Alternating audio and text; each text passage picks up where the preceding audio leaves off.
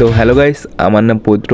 তো চলো আজকের এই ভিডিও শুরু করা যাক। আজকের যে মুভি নিয়ে কথা বলবো সেই মুভিটার নাম হচ্ছে ডন 3। ডন এসেছিল 2006 সালে এবং ডন 2টা এসেছিল 2011 সালে।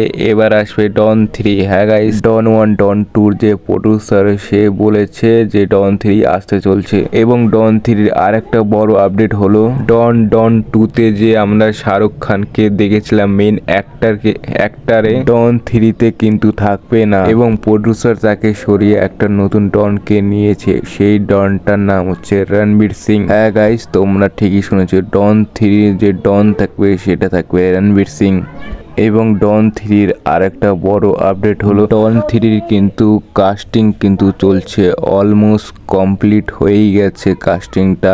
আগস্ট মাসের যে শুরুতে কিন্তু এই ডন 3 কিন্তু শুটিং কিন্তু চালু হয়ে যাবে এবং 1-2 বছরের মধ্যেই কিন্তু আমরা ডন 3 কিন্তু মুভিটা কিন্তু দেখতে পারবো। এবং ডন 2তে যে মেন অ্যাক্টর শাহরুখ খানকে বাদ দিয়ে যে ডন 3তে যে রণবীর সিংকে যে মেন অ্যাক্টরটা দিল, সেটা কি উচিত হলো কি না সেটা কমেন্ট করে অবশ্যই জানাবা। এরকম মুভি আপডেটের জন্য নিউজ ফিল্মি রিভিউকে সাবস্ক্রাইব করে রাখবা। তো চলো, বাই বাই।